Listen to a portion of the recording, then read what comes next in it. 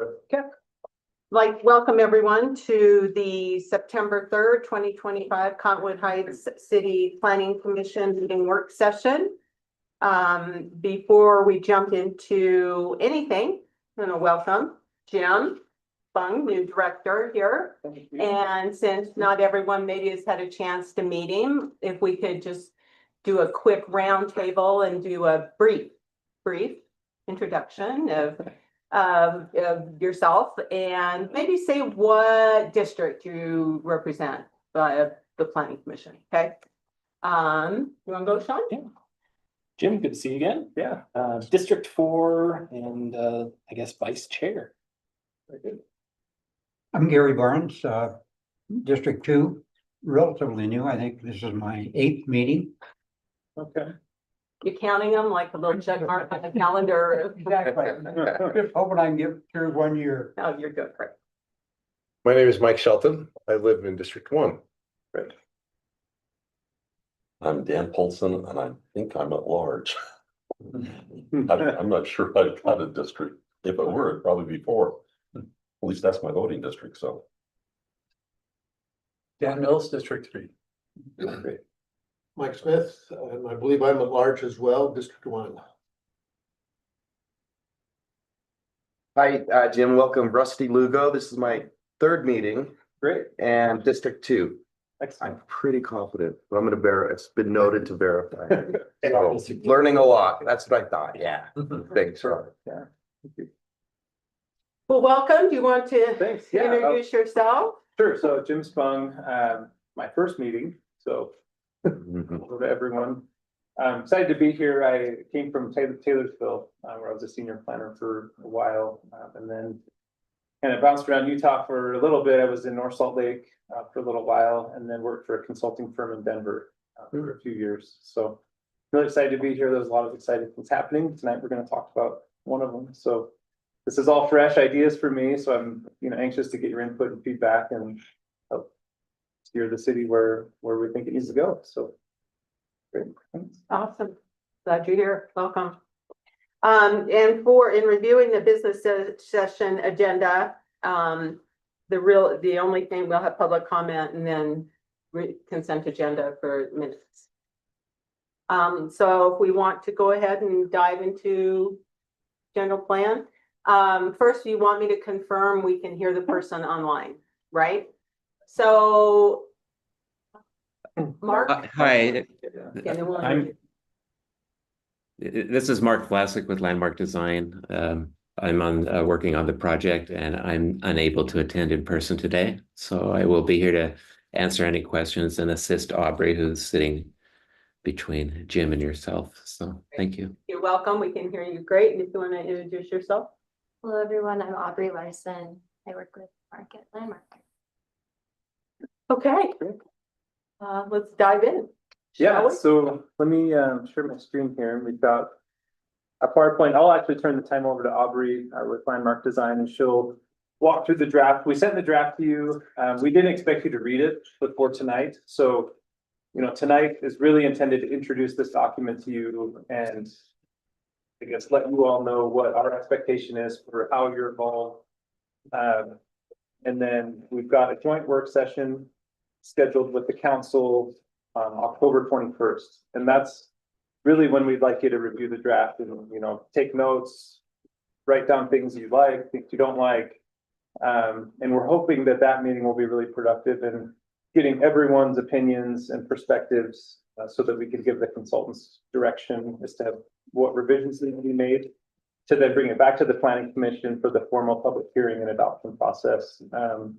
Hopefully before the end of the year. That's our target. So we want to make sure that you all have ample time to look at it.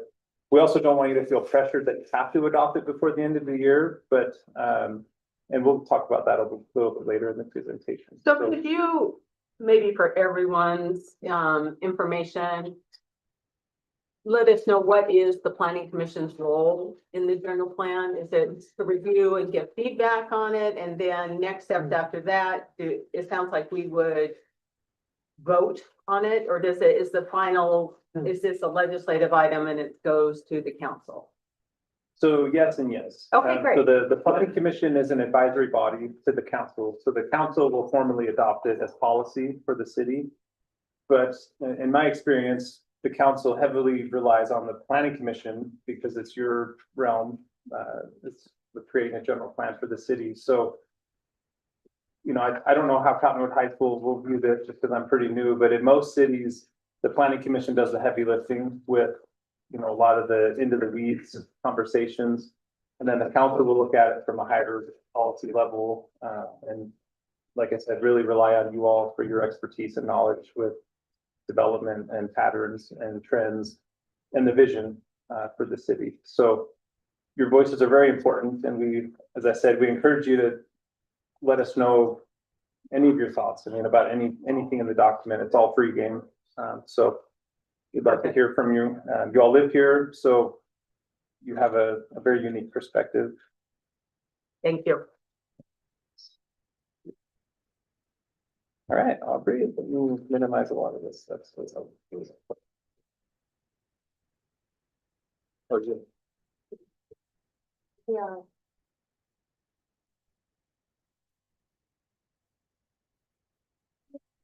Do I need to talk into a microphone or anything? Yeah, and I'm gonna ask you to talk We pretty have some loud ears. I'll do too. my best. My voice is kind of quiet. Just yell if you can't hear me. We can hear you good online. So Okay, perfect.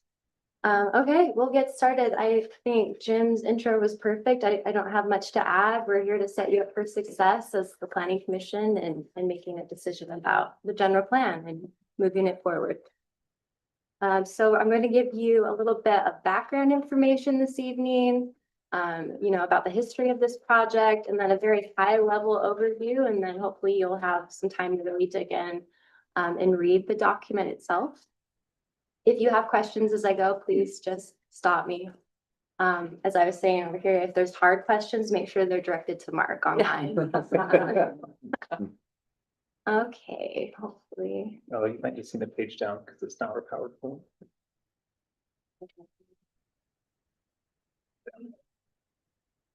There we go. So, yeah. Okay, yes, okay, so why a new general plan? So as you're likely familiar, all communities are required by LUDMA, the Land Use Development and Management Act, to adopt a comprehensive general plan meant to address both present and future needs and future growth and development strategies. The current Cottonwood Heights General Plan was adopted close to the time of incorporation in 2005, so it's 20 years old, probably time for an update. And that plan focused on priorities and goals that were, you know, targeted towards a brand new city, and a lot of those have already been achieved. So a new general plan will help to address current opportunities and challenges and help plan for the next 10, 20 years. Some of the issues to be addressed in the plan include how to maintain high quality of life, address growth and development pressures, explore strategies for meeting affordable housing needs, and then solutions for managing increasing traffic, all issues that many Utah communities are facing right now. Okay, plan evolution. So this process actually started back in July of 2020. This resulted in a draft plan, which was presented to the public in March of 2022. After some responses and comments received, staff decided to kind of switch gears and focus more on outreach and development of a form-based code.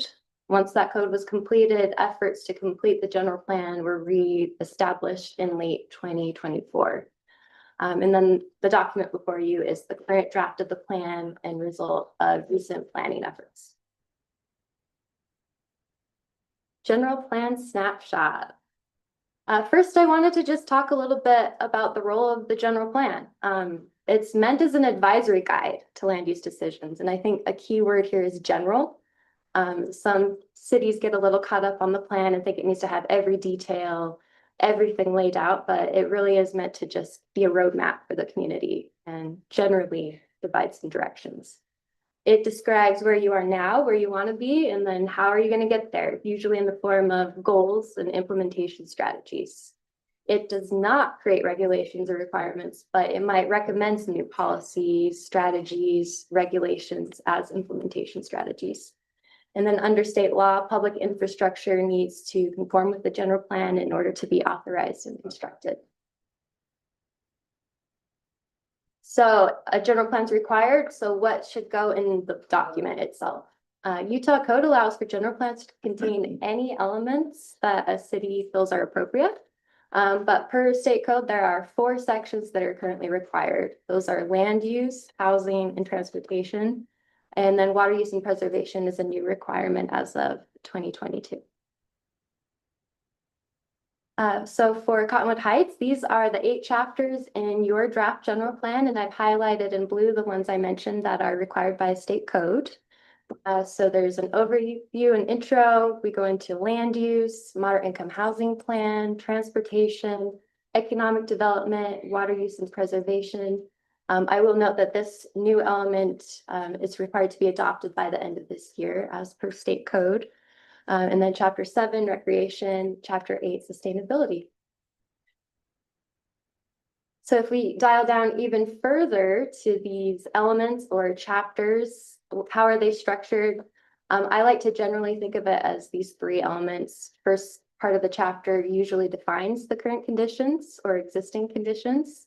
The second part will describe the desired future conditions. And then the last of the chapter generally outlines a path to move towards those desired conditions, again, as goals, strategies, and then some of the chapters in the plan you'll notice have action items. Okay, if there's not any questions, I'm just going to go through and give you a very high-level view of each chapter and give you, some background, foundation, like what is this chapter trying to achieve? What should I pay attention to? Okay, so chapter 1, exactly what it sounds like, overview and introduction. This goes into the history and evolution of the city, describes the purpose of the general plan, provides a demographic snapshot. It talks a little bit about the community engagement process and what residents had to say, and then it outlines community goals and the vision for the future based on that public input.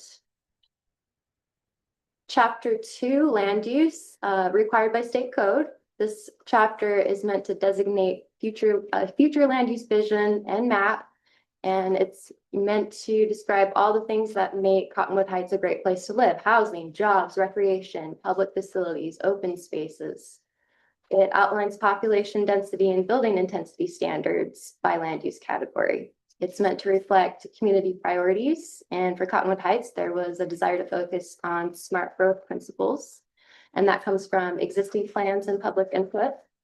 And then it provides tools to realize those goals, including a focus on activity centers and different housing options, neighborhood improvements, and transportation enhancement. With this one, I just wanted to highlight the future land use map. This is the geography tied to what I just described. So you can kind of see those different activity centers, regional centers, the town center, residential uses, the different densities, and then parks, and then your great foothill recreation on the east side of the city. So just helping you kind of visualize where those different land uses are or will be in the future. These 5 elements are more or less the focus areas for that future land use vision. I won't go into these or spend too much time here, but number 1, focusing on the town center, making it a great destination for people who live here and people who visit, making sure it has a tangible sense of place. 2, enhanced regional centers and destinations. So for example, the Union Park Regional Center, and then the Gravel Pit area is also envisioned as a regional center. 3rd, neighborhood planning districts and master plans. So looking at those plans for your neighborhoods and making sure that they still meet the needs of the citywide vision and are accomplished. 4, small scale neighborhood centers, which have also been identified through various planning efforts. And then last, focus on key transportation corridors. So for Union Boulevard, Wasatch Boulevard, and then other corridors identified in other master plans. Okay, chapter 3, this one is hopefully familiar. I believe it was already adopted. So this chapter is exactly what you've already seen, just laid out to match the format of the general plan. It addresses future housing needs and requirements, and then it includes the 5 strategies that the city has selected to help meet state mandated affordability targets. Chapter 4, transportation, also required by state code. This chapter identifies existing and proposed transportation systems. It helps plan for how to support connections in the future between housing, jobs, education, recreation, commerce, everywhere people want to go, hoping to mitigate regional traffic. And then it is meant to correlate with population, employment, and land use. So chapter 2. And this map is the network concept, and I'll let you dig into the document and read about the different connection strategies, networks, and all that context within the different regional centers that are envisioned. Chapter 5, economic development. This chapter provides a quick snapshot of the economics of the city. It highlights some opportunities to strengthen financial diversity and resiliency. It too is meant to be aligned with land use, transportation, and recreation.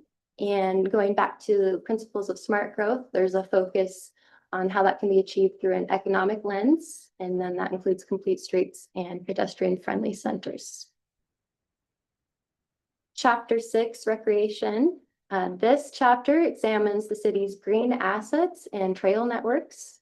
It highlights recreational assets that support livability, quality of life. This includes canyons, corridors, your recreation center, parks, open spaces, and the existing trail system. It too is meant to align with land use and transportation. And then it also reflects some important ideas that came from the 2021 Parks and Recreation Master Plan. And then I'll just highlight a couple of images from that chapter. The map on the left is showing canyon recreation, so 5 awesome canyons that folks can visit. And then the map on the right shows your existing parks. There's also one that's currently planned and one under construction that's highlighted on this map. And then how does this all fit within the trail network? Chapter 7, water use and preservation. This is my favorite chapter since I worked on it. This, as I said, is a new requirement as of 2022. It's required to explore the effect of permitted development and patterns of development on water demand and consumption, as well as water infrastructure. So, back to land use in chapter 2.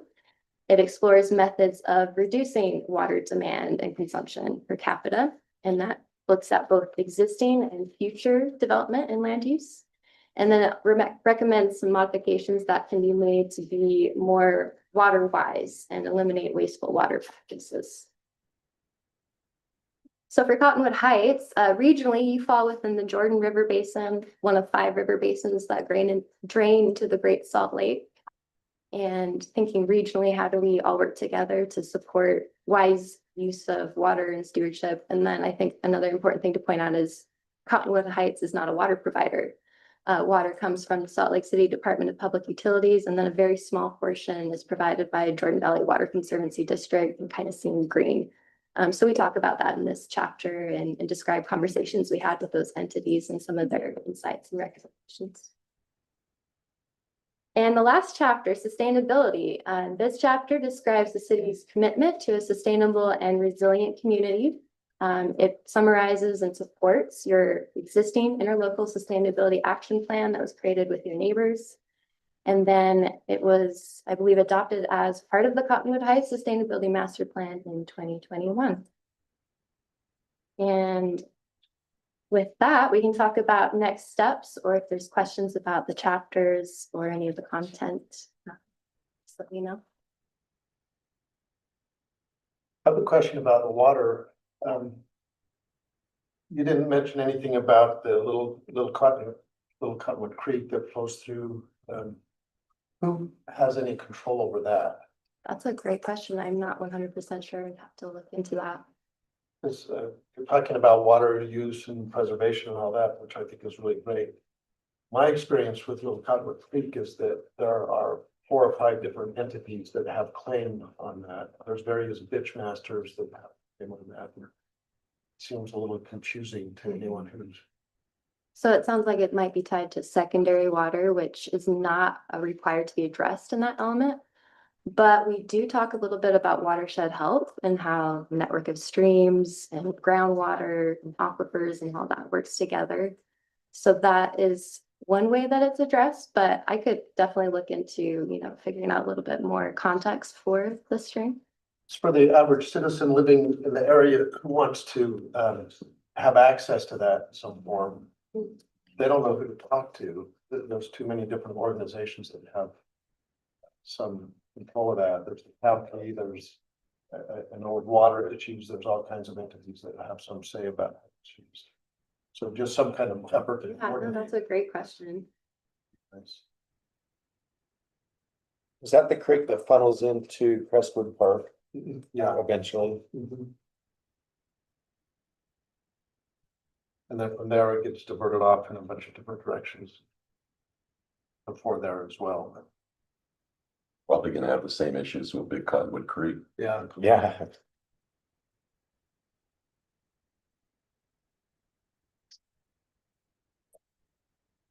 Yeah, water's complicated. Yeah, it is. It always has been, I think. The other question I have is about parks.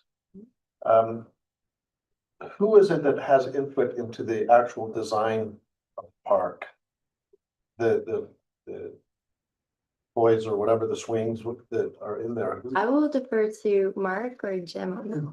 Yeah, so it depends, I guess, on who owns the park and who's paying for it, but generally the city would have a strong voice in what amenities are included, but like anything, it's very restricted on budget, it'd be great to have all the bells and whistles in a park, but it comes down to what's budgeted for the park. So those are things that we'll explore as we make updates to parks or create new parks. We'd love to involve the community. I know the Park Trails and Open Space Committee has expressed an interest in helping inform a lot of the programming for future parks, just to help meet the residents' needs. So those are things that the Planning Commission and the PTOS committee and the public, the council could all be involved in. Generally, there are three owners of parks in the city, in our city. The city owns a handful of parks. County owns some parks. And then the service area owns the remaining parks. So it's a similar question to the one with water. You have to know who you're talking to. Right. And which hat they're wearing in Yeah. design and development and maintenance of whatever parks are there. So, Maintenance is different because the city doesn't maintain parks. So it contracts with the rec center district to maintain the city-owned parks.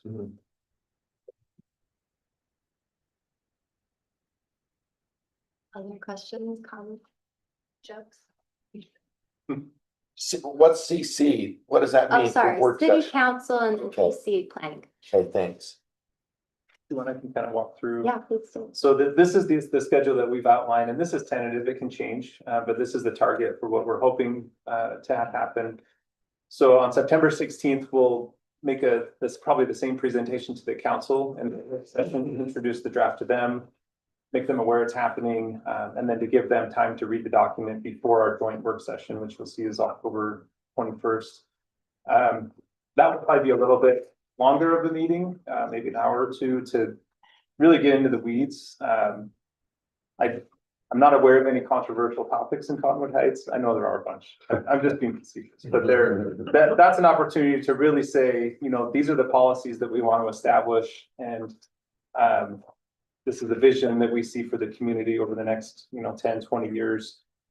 And the document is really important because although it's advisory, as planning staff and really any staff, if we're making a change to zoning or, a development proposal or something like that, we'll generally reference what the general plan says and say, hey, the general plan says this area is slated for X type of development. This rezone request is not in line with that. Do we want to entertain amending the general plan and then amending the zoning map to facilitate this development?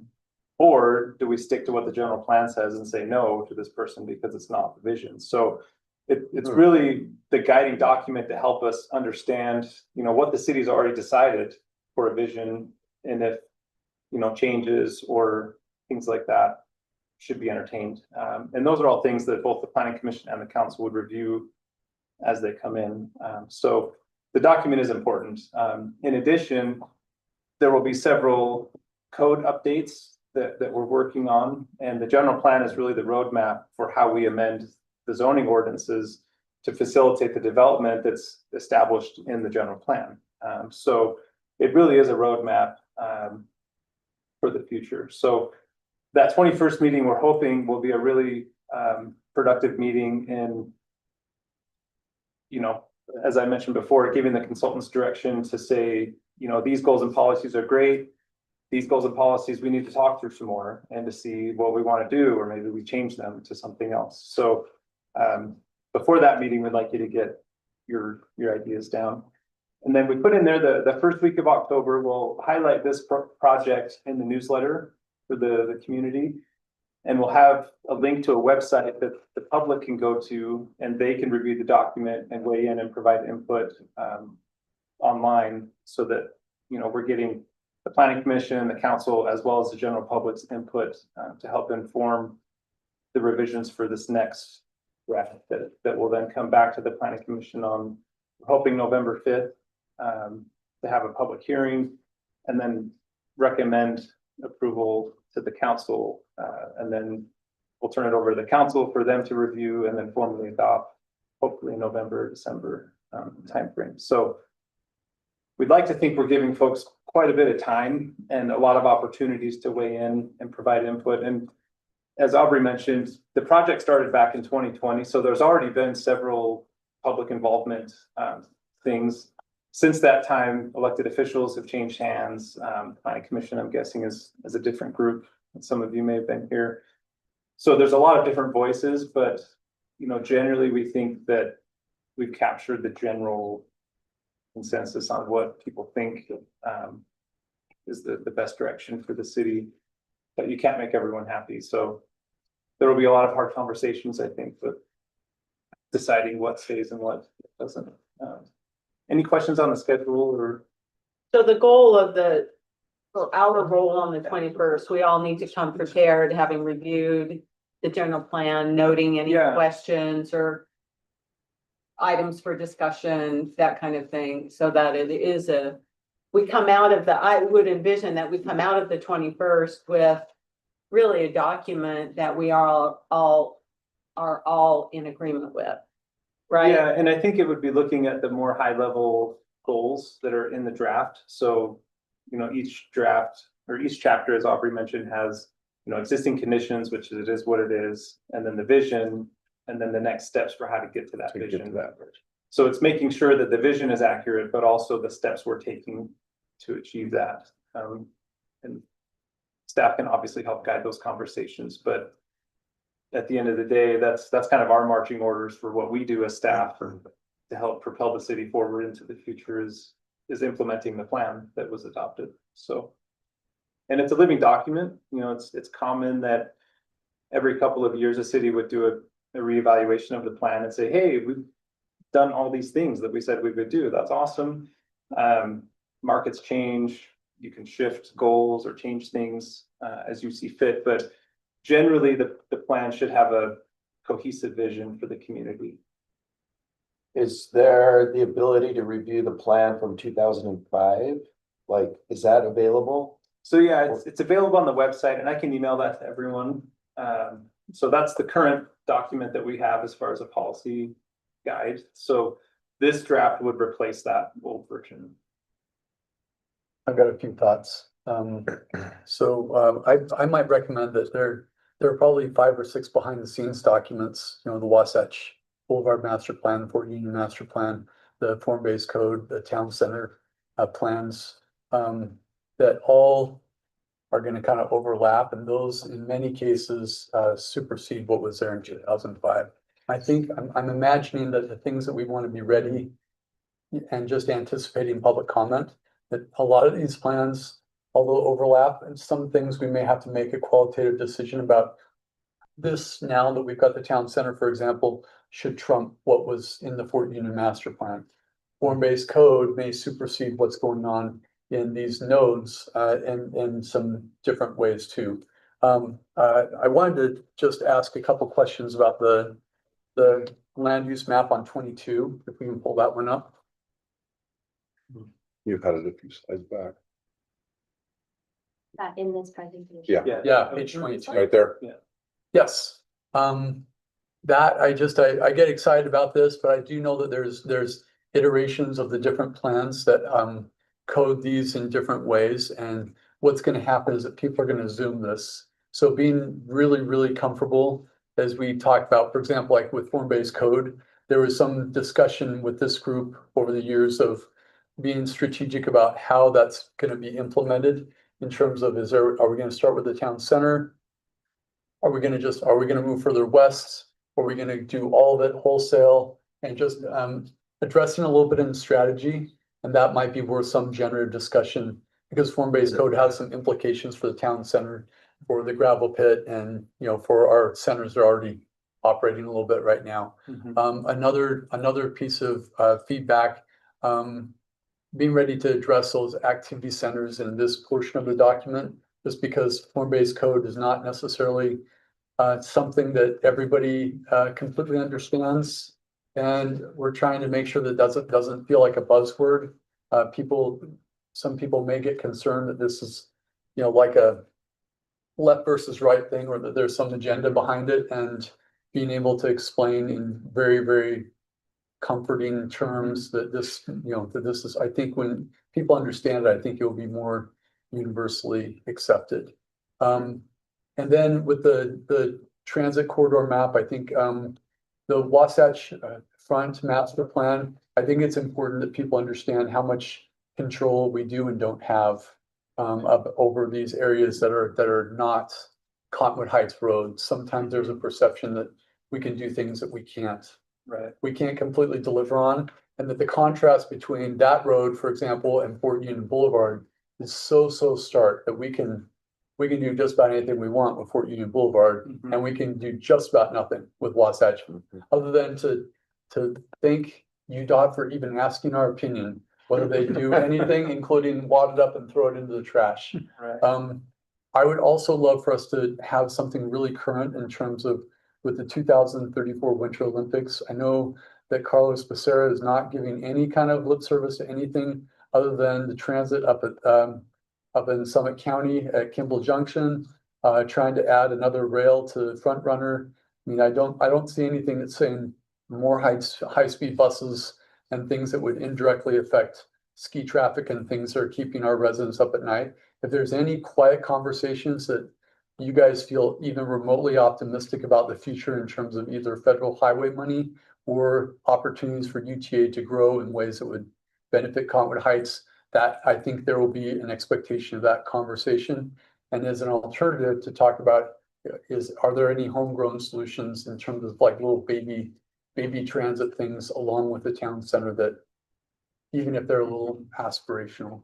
The last thing I would say is that when we start talking about economic development, I love that we talk about population, but in terms of the percentage of our current fiscal budget, the percentage of that comes that if we were to increase our population from roughly 33,000 to 35,000 or 40,000, the effective economic benefit to the city compared to creating a bigger economic engine from a retail standpoint, I think it's really important that our residents understand how critical these nodes that have some commercial potential are in terms of affecting their quality of life. So I see that there's some lip service given to that relative to the gravel pit, but it was buried in the last sentence of the paragraph in the last goal. And I would recommend we push that up a little bit higher. And when we start talking with this group about the gravel pit, we would love to see something that's a pretty significant economic engine for the city, versus something that just, I don't think the answer is bodies. So, and I think you guys know that from an economic standpoint. I know our financial people in the city know that painfully well. So we just don't have many places to do buildable space, and that I feel like it's tone deaf if we're just talking about bodies. And also people, high density has become a little bit of a buzzword, unfortunately. And it's not to say that we're not going to look for opportunities for little piecemeal pieces, but the ability for us to add 10,000 spots. There's one place you could do that, but that doesn't seem to me like the best use of the space, to be honest. So making sure that you guys use your professional expertise to communicate where the economic engines are and what type of things we should be leaning in towards from a planning standpoint and a city leadership standpoint. So sorry, that was a long share, but hope there's some food for thought with the city council too. And that's great. And this plan could address a lot of those concerns. I think for this document, for example, the economic one, there's been a lot of general plans that, you know, say as a general goal, you know, moving forward, the city will, you know, evaluate the fiscal impact of a land use decision rather than just transportation or XYZ. So those are things that we could incorporate in here. And then later, you know, as we're updating the code or changing policies with how we review development, we could include in there as a requirement that the developer submit some fiscal analysis to show the tax benefit for the city. So that this document would be more of a facilitating the conversation. And then down the road, we could implement policies or legislation that would actually require those things. The same with form-based code. You know, this establishes the types of developments we'd like to see. Based on that, we can then create tools to change zoning and adopt things that would facilitate the type of development. So yeah, great comments. And anytime, any deep dive that you guys can do that reflects your understanding of those plans, those overlapping plans going back to 2015, and whether it's just like appendices at the end or just even parenthetical statements, that I think there's going to be a concern that this group and this group have no idea that there's been like enormous amount of volunteer effort and staff effort that have gone on in the last 10 years and that we are recovering ground that should have already been acknowledged. So, and I think I don't think it needs to be diving down into minutes for the last 10 years, but just being familiar with those plans to either negate people's concerns, acknowledge the concerns, or let them know that we've already addressed it. So just whatever it is. And I mean, some of them are simple. I think that would be a fast process for you guys, just both on the staff side. And I do think it's a reasonable expectation of our contractors that they're aware of those plans, and not just that you read it, but that it's acknowledged somehow in that fashion. We've addressed it, either something else supersedes it, we've acknowledged it, or it's woven in somehow. Yeah. Mark, do you want to speak to that at all? I'm not familiar with, you know, the early stages of this project and how Landmark incorporated and reviewed existing plans and drafts into this. How did that inform this draft? Are you? Yeah, I would say on this draft in particular, it was the primary focus. I think the original draft that was presented to the public back in 2022 had a lot of ideas and options, and this draft really went back to the basics of there's been a lot of work done. There's been a lot of thought that has gone into where the city should be headed for the next 10 years. At the time that the first draft was prepared, for example, there was not a defined city or town center site.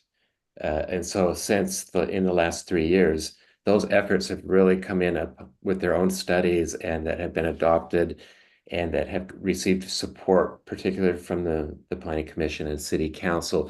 In addition, the Fort Union Master Plan, the various master plans have been adopted, and there's strong support for them, both from city leadership and from the public at large. So it was really clear that this plan needed to have those all underlying this effort, as that they're linked together and that we're building upon all of the good work that has happened as was mentioned, over the last decade or more, and that this is really a summary of where that's headed and where we are today, and how this plan is really just embracing a lot of those decisions that have already been made and the adoption processes that lay behind them. So I'd say it's the primary change of this draft to the original draft in 2022. Thank you. I think this is the process you have to follow, but I would give one little caution as well, which is that this draft is likely the compilation of ideas from some city leaders at some point in time. Mhm. And current city leaders might not be of the same opinion. And so you're talking about master plans that go back to entirely different sets of planners, planning commission, and city council and mayor. Mhm. And so, you know, this is the fight you have to fight here, which is you're gonna find out how to align with current points of view. One other thing that I would like to ask is if we could have a copy of this document in an editable form, that would greatly facilitate our work rather than trading notes back and forth. Mhm. You mean like a shared Like a red Google line. document or something that we all can make notes on? And, well, no, I'm talking about, you know, I can go through and line through this Right. document, but I could red line through it much more quickly, and it would be much more useful that way. Yeah, so I know you could do that in Adobe Acrobat, because we have it as a PDF. I'm guessing you guys have it in like InDesign in Adobe platform that would be probably a little trickier to redline. But if you have the PDF, you could edit it in a Word or a PDF and save it with red lines and or do comments. I don't know, I guess whatever you feel the most comfortable with providing input.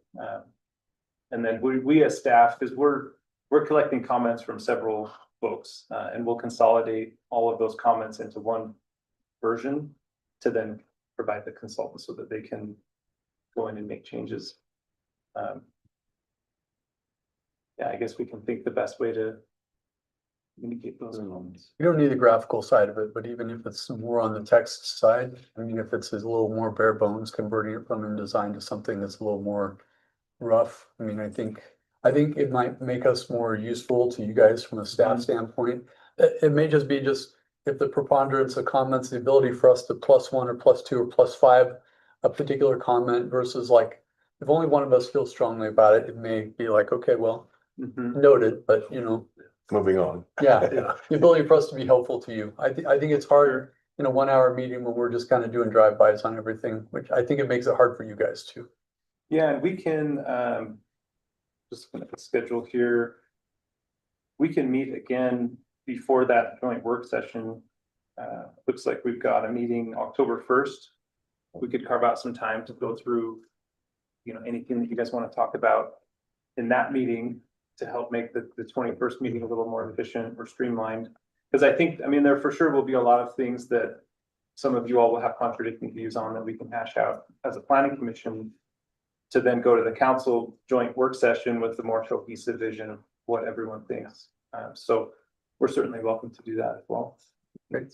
So I'm just saying, This is Mark.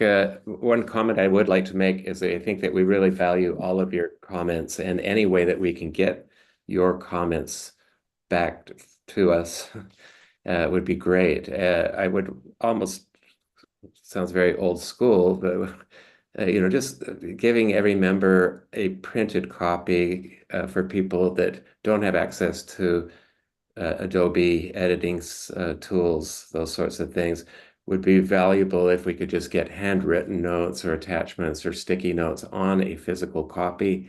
That is something that I think could go a long way. And I don't know if the city's in the position to provide a printed copy rapidly or not, but it would be, I think, good. they all have a printed have- copy tonight. We printed. Oh, some. okay. So Then I think that if you don't feel comfortable providing PDF edits, I think doing converting this to Word could be very cumbersome with the formatting. It's going to shift around. I'd say if you don't mind doing some old school notes and just put together in your document and get that to staff eventually, then we'll incorporate those into a summary document that I think could be very helpful. I think that solution just doesn't invite the best kind of feedback for you. Agreed. It's almost like don't get into the details too much because it would be too hard. So I think if you want a really well thought out good feedback, that's probably not the most efficient way to get it. And I would say, I don't know what the council would want also, but I would bet they would want to be able to do online review and comments and same kind of thing we're asking for. And I think I agree, I think it's the bill, handwrite and then, I don't know. There's got to be a way that we can look at it online and do comments and submit them over. Yeah, Mark, we can talk more about that to see if you have ideas, Yeah, interactive way to do that. Yeah, stay tuned. We'll coordinate, do that. Good. Because we're all very technology forward here. It's great. Yeah. No, I look forward to doing this. I want us to, it is gonna be some homework for all of us to do.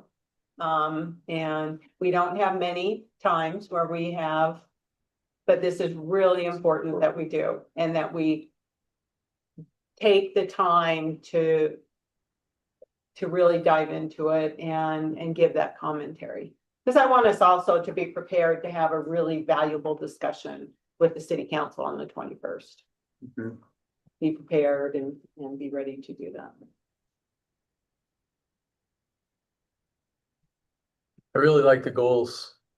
I think there's some wordsmithing along the way and maybe reordering some things and maybe emphasizing some things, but I mean, for me, at least, as I've wandered through it, just going back to high level, like 60% of it, I was like, yeah, the words are even better than I would have anticipated in certain categories. And I love the water and sustainability stuff. I think it's awesome. And again, I think it's wordsmithing and crafting a little bit, but we're playing a big game of guess what Cottonwood Heights residents are thinking. I think it's amazing. So I do think it needs some polishing though. And I mean, I think it will be interesting once we get to public comment. Sometimes we are surprised by how much feedback we get. So, you know. That the item where it's going to be published in the newsletter and invite the community to provide feedback. Mhm. What is that methodology of receiving what is the online platform? How will they, I guess my question would be, what is that going to look like? Yeah, so we went back and forth with Sam, who's also with Landmark and the team there. Is what's the most effective way to get people to engage? And having an open house at City Hall at 6 o'clock doesn't bring a lot of folks, or it brings the same folks that come to everything. Right. So we thought one of the best outreach methods would be using the city's social media channels to just inform people that this is happening.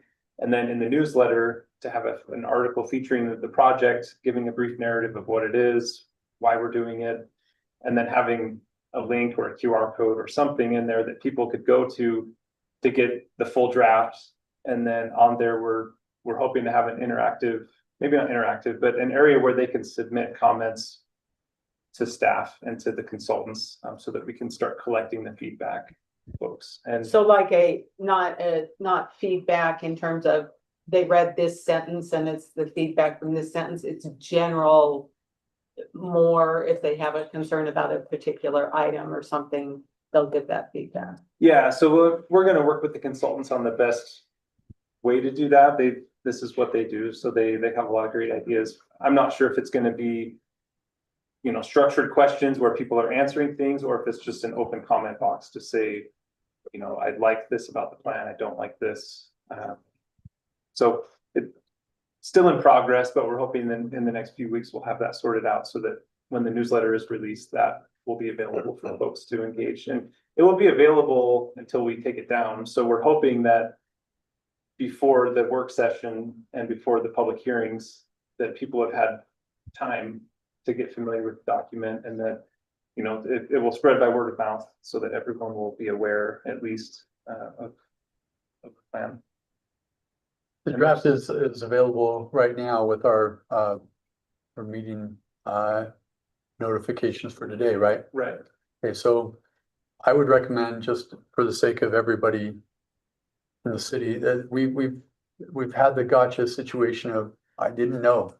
And because they don't listen to the planning commission, which I don't understand why they wouldn't listen to the planning commission, but there may be some benefit to both the Cottonwood Heights Instagram as well as the cities and the Nextdoor channel to just start dripping it out weekly, some little highlight or some little tidbit.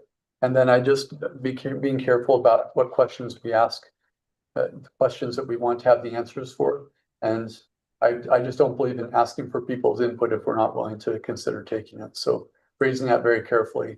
Of the goals, which ones are you most excited about? Of the goals, which ones are you most concerned about? Not, what do you think? Yeah, and we're still gonna think through how that engagement will happen online, because we want it to be productive and informative, because we do care what the public thinks. As you all know, there's always a lot of competing interests, so we've got to weigh the balance of, you know, we don't want any change ever, and it's like, well, that's not realistic. Like, we're going to change, but how do we want to change? So helping steer that conversation. So yeah, we'll think through, but those are great ideas. Great. Look forward to this. And I love that there's a fairly streamlined timeline that we don't want this to drag out. It's too important to have, let's get it done before the end of the year and have 2026 to ready to go. Awesome. Thank you. Thanks for the overview on that. Anything else on the general plan? So did you have anything else, Aubrey or Mark? Mark, did you? I don't. I look forward to working with you all over the next few months. Great. Okay. I think the only other thing is, and I briefly talked to Jim about this, so apologies, but is October would be the time, just based on that it was a year ago that we did chair and vice chair elections. So maybe our first meeting in October, we can do that. Put that on the agenda.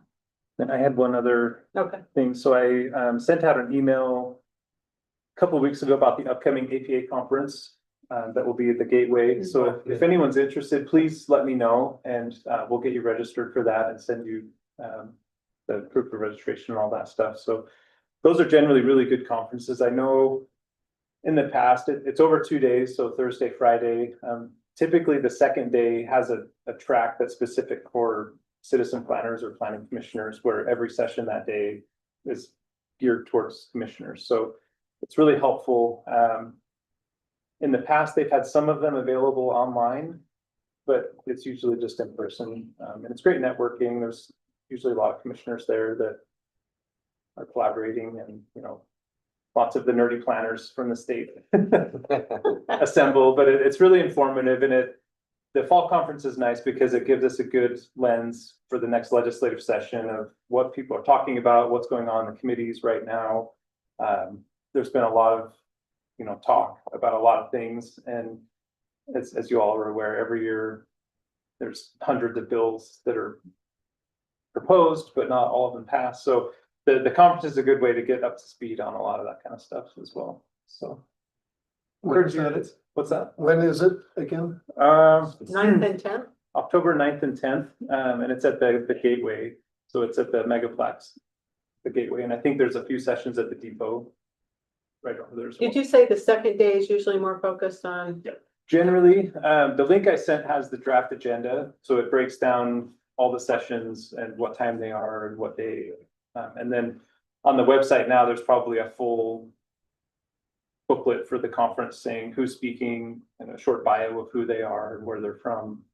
So you can kind of dive in and see if you're interested, but, you know, as part of the the training budget for the city, you know, we're happy to pay for that because it's really valuable for you all. And it's, as I mentioned, also the state requires that commissioners get 4 hours of training every year. So that could knock out your training really easily. So. And thank you for sending out those options. I did attend the Taylorsville City's Planning Commission Yeah, with Bill. and that training. Yeah, it was great. Yeah, I'm hoping that they send out a recording, and I have some thoughts that I want to talk to you about in terms of Mhm. going forward with our meetings, but just very interesting. So, I mean, take advantage of these things that Jim shared with us, and great opportunities. Anything else? Okay. That's it. Motion to adjourn. I'll second that. Okay, we have a motion and a second. All in favor? Aye. Okay,